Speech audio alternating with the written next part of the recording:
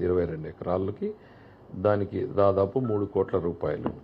Then అట్లానే చిత్తూరు జిల్లా యాదమరి మండలంలో Andhra Pradesh state trade promotion corporation వాళ్ళకి ఫ్రూట్ ప్యాకింగ్ అని, అసెప్టిక్ ప్యాకింగ్ అని ఈ అప్గ్రేడేషన్ యూనిట్ కోసం వాళ్ళు కొంత భూమిని అడిగితే ఎకరాకు 1,50,000 చొప్పున వాళ్ళకి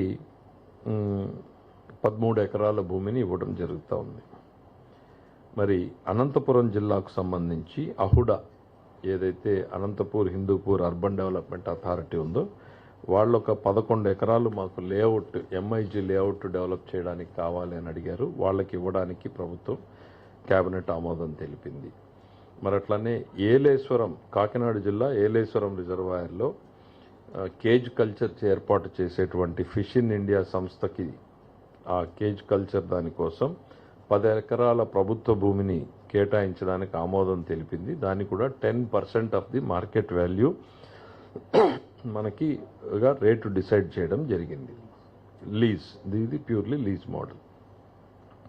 దెన్ కాకినాడ అర్బన్లో ప్రభుత్వ భూమిని కోర్టు కాంప్లెక్స్కి, కోర్టు రెసిడెన్షియల్ అకామిడేషన్ పర్పస్కి వాళ్ళకి దాదాపు ఒక 50 సెంట్లు ఆ రకంగా వివిధ అవసరాల కోసం వాళ్ళకి భూమిని కేటాయింపు చేయడం జరిగింది.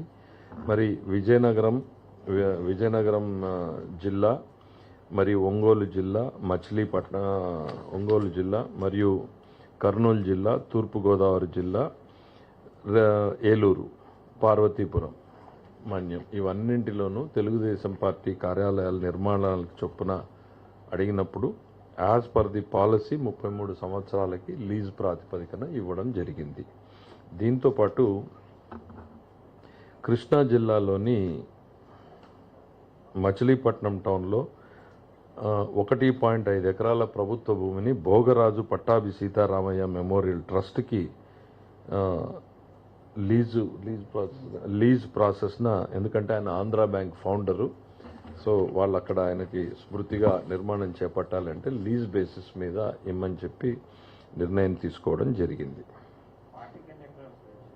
అన్ని దగ్గరలో 1 ఎకర్ అనుకుంటా, కాదు కదా, 2 ఎకర్స్ ఒక దగ్గర, 1.61 ఎకర్స్ ఒక దగ్గర, 2 ఎకర్స్ ఒక దగ్గర, 1.5 ఎకర్స్ ఒక దగ్గర, 1.5 ఎకర్స్ ఒక దగ్గర, 2 ఎకర్స్ ఒక దగ్గర, 2 ఎకర్స్ ఒక దగ్గర, average that is the lease.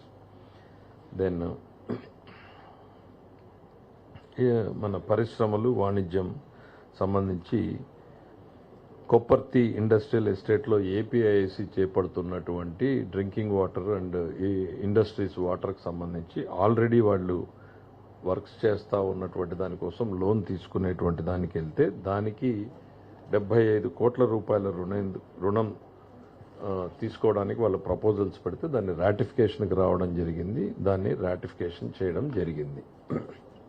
దాంతోపాటు సత్యసాయి జిల్లాలో కేంద్ర ప్రభుత్వ